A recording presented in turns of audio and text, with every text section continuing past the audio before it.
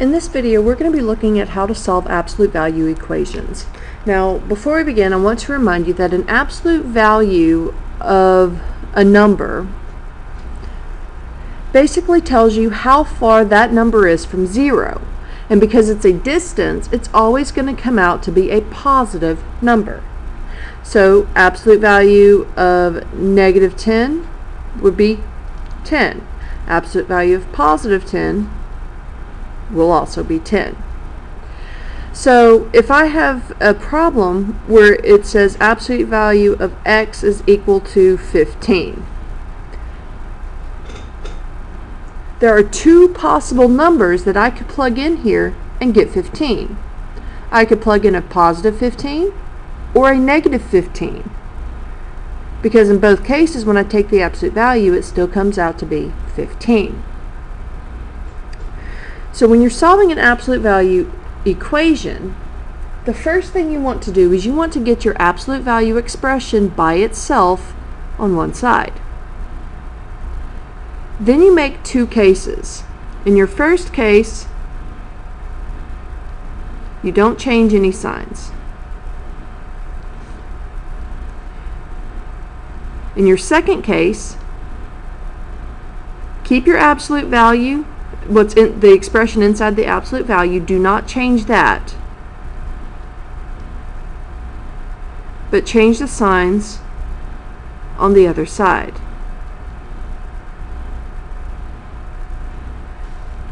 Because again, like in this case, x could be equal to 15 or negative 15. Either way, when I take the absolute value, it comes out to be positive 15. It's the same situation here. Whether it's positive or negative of that other side, once you take the absolute value, it comes out to be the same. Now, when you make your two cases, you're going to end up with two equations. Solve both equations just as you would any other equation. And once you're done, you have to check for something called an extraneous solution. An extraneous solution is an answer that when you plug it back into the original equation, it does not actually work out as a true statement. I'll show you some examples later. Let's look at our first example here. On this left side, I have an absolute value expression. That right side only has that absolute value expression. There's nothing outside the absolute value on the same side. Therefore, it is already isolated. Step one is already done. Step two, you make two cases. In your first case, you don't change any of the signs. I usually put my absolute value expression first. That's just a personal preference. But I have 2k plus 7 equals 3. First case, don't change anything. So this could be equal to positive 3, because once you take the absolute value of that, you get 3. On the other side, 2k plus 7 could be equal to negative 3, because if I take the absolute value of negative 3, I still get 3. So I've got my two cases. Now I go and I solve both equations. So on this one I add 7 to both sides, which gives me subtract 7 from both sides, which gives me 2k is equal to negative 4. And when I divide off the 2, I get k is equal to negative 2. Over here, same process. Subtract 7 from both sides. I get 2k is equal to negative 10. And when I divide by 2, I get negative 5. Once you have your answer, you need to check both answers. You have to plug it in. So what I mean is this. I have 3 equals absolute value of 2k. Well, my first instant, k is negative 2, plus 7. So when I simplify that, I get 3 on the inside. Absolute value of 3 is 3. It works out. So this one's good. Do the same thing on the other one. 3 equals absolute value of 2 times negative 5 plus 7. When I simplify this, I get absolute value of negative 3 on the right side. Absolute value of that is also 3, so this works as well. Therefore, my answers are negative 2 and negative 5.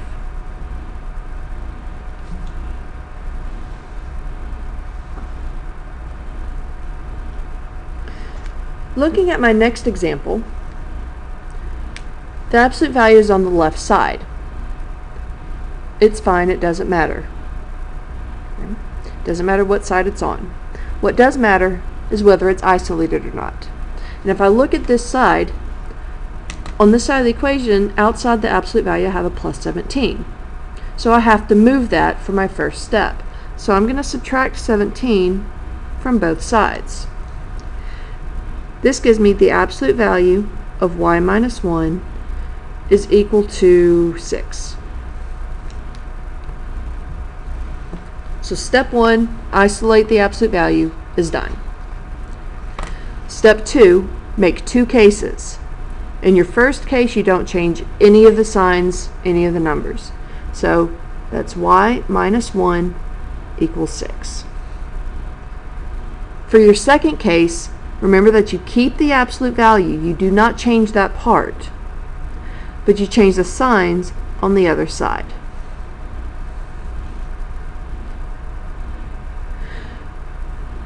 So now that I have my two cases, I'm going to solve both equations. And in this one, all you really have to do is add 1 to both sides. So if I add 1 to both sides here, I get y equals 7. Add 1 here, and I get y equals negative 5. So now you go and you check. So absolute value of 7 minus 1 plus 17. Well, that's 6 plus 17 equals 23. So that one's good. Absolute value of negative 5 minus 1. Sorry, I'm double checking my mental math here. Yeah. So this is negative 6, but when you take the absolute value, that becomes positive 6, plus 17 is also 23. So both of these work, which means my solutions are negative 5 and 7. They both work.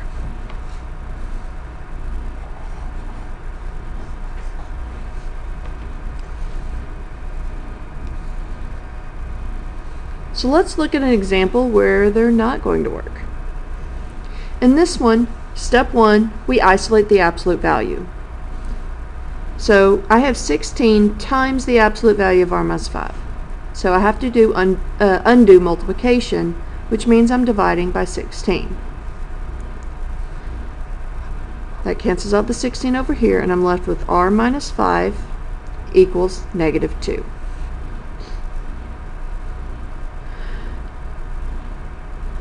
Now, if I were to continue with the steps, my next step would be to make two cases. One where you don't change any of your signs, r minus 5 equals negative 2.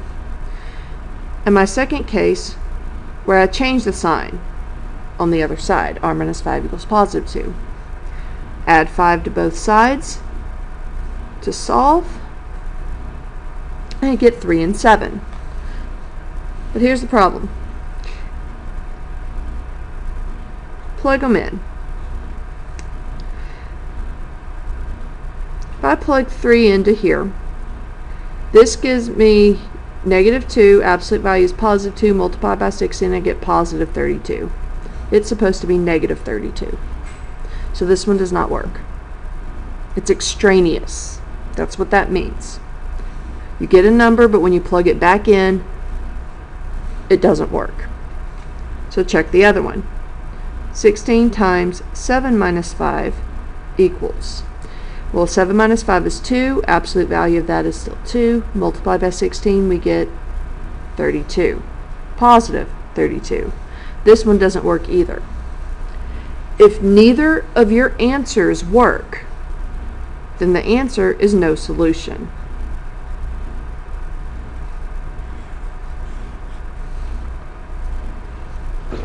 Now, you could have also looked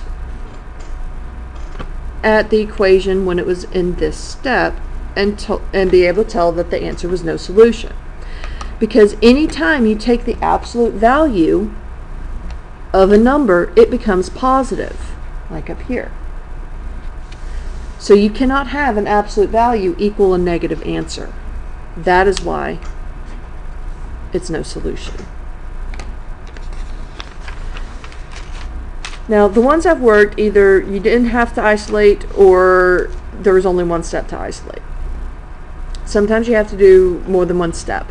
And I want to clarify something. If you have a number being added or subtracted and a number being multiplied, the one that's being added or subtracted needs to be taken care of first. Okay? This means that in this problem, I have to subtract the 9 first.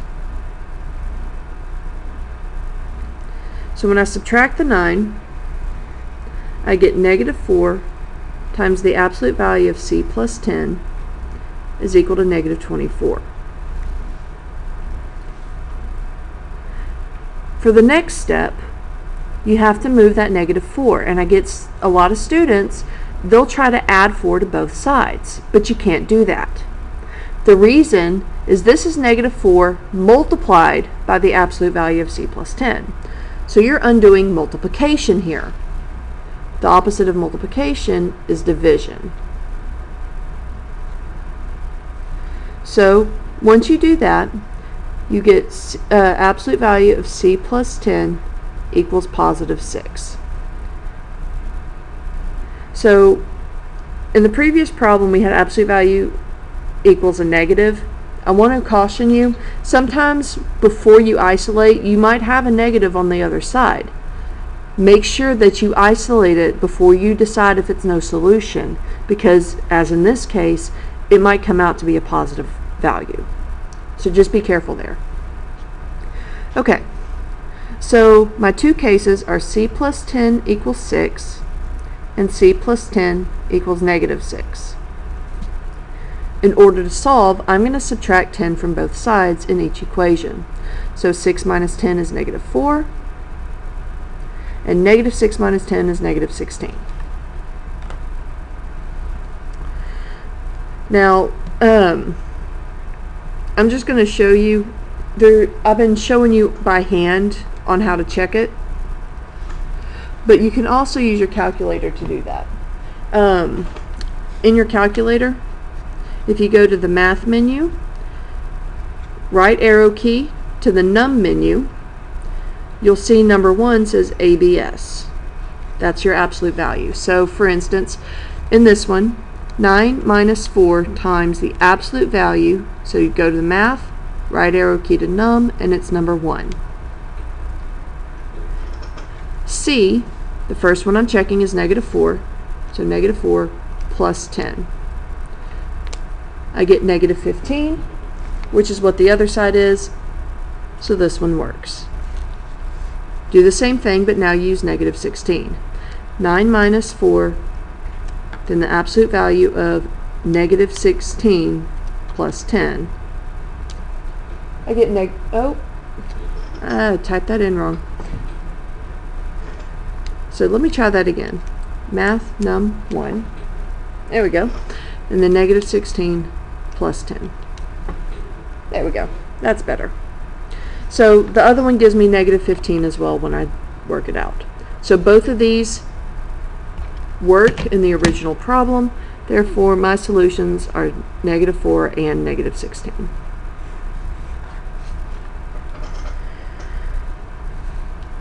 Sometimes when you work an absolute value problem, you're going to have variables on both sides. The steps for working these are still the same. There will be a couple of differences though. Alright, first, isolate your absolute value. And if I look at this one, my left side, there's nothing outside the absolute value on that side, therefore it's already isolated. Step 2 is to make your two cases. So here, your first case, you don't change anything. You just drop the absolute values. But in your second case, you keep the absolute value, that should be a 3, 3x minus 9, and you change all the signs on the other side. So it's negative x minus 1. I must change both signs. Because what I'm really doing is negative x plus 1, and when I distribute that negative, I get this. So you change both signs. From here, you're solving the equation. So I'm going to subtract x from both sides on this one and add 9 to both sides.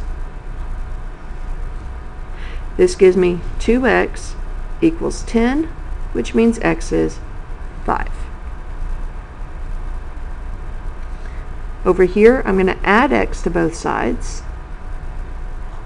and add 9 to both sides, which gives me 4x equals 8, which means divide by 4 to get x equals 2. Now you do need to check both answers. One of the differences is that you do have to make sure that all your signs are changed on your second case. Another difference is when you have variables on both sides, it's possible for one answer to work but not the other. When it's just equal to a number, like the previous example here, well, I can't see that. Like in this case, it was equal to a number. It's either both right or both wrong. But when you have variables on both sides, it's possible to have one work but not the other. Or both work or neither work. It just depends on the problem. So, let's just start by testing. Now, because there are variables on both sides, we do have to plug in the numbers, the answers, to both sides. So, absolute value of 3 times 5 minus 9 equals 5 plus 1. So, 15 minus 9 is 6. Absolute value of 6 equals 6. This is true. So this one works. Here, same thing. Plug 2 in for both your x values. So absolute value of 3 times 2 minus 9 equals 2 plus 1. So that's 6 minus 9 is negative 3 equals 3. This is true. Because once you have to take the absolute value of negative 3 and you get 3. So in this problem, both my answers worked. 2 and 5 are both answers. So let's take a look at the next problem. This is our last example for this video. Decide what the absolute value. We have to isolate it first, which means we have to move the 5 in. And since it's minus 5 in, we're going to add in order to move it. So we have absolute value of 8 minus 2n equals 6n plus 2. Absolute value is now isolated. Step 2 is make 2 cases. First case, don't change any signs. 8 minus 2n equals 6n plus 2. In your second case, keep the absolute value, don't change that, but you change all the signs of the other side.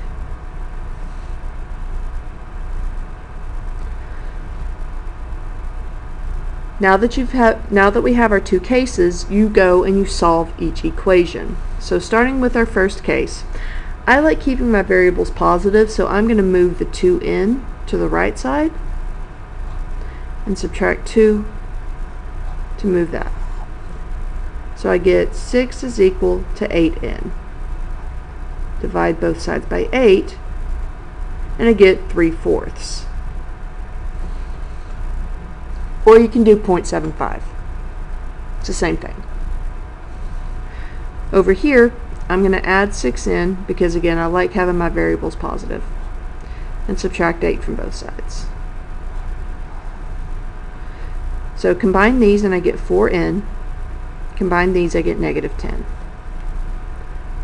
Then divide off the 4, and we get negative 2.5, or you can say negative 5/2.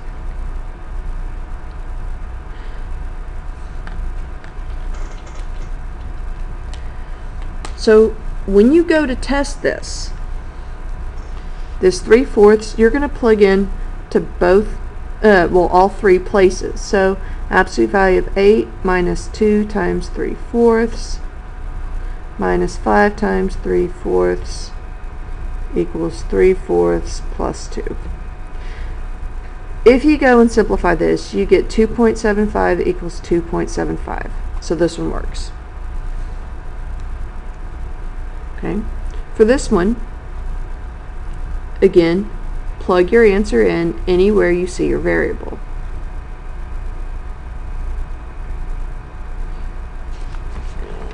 Scooch that a bit. I'm running out of room. Alright, so when I simplify the left side, I get 25.5. When I simplify the right side, I get negative 0.5. These are not equal, therefore this is not a valid solution. It's extraneous, which means my only solution is that 3/4. So remember, you have to check your answers at the end. This is why. And make sure you check both, because again, it's possible for one to work but not the other. Alright, that's it for this video.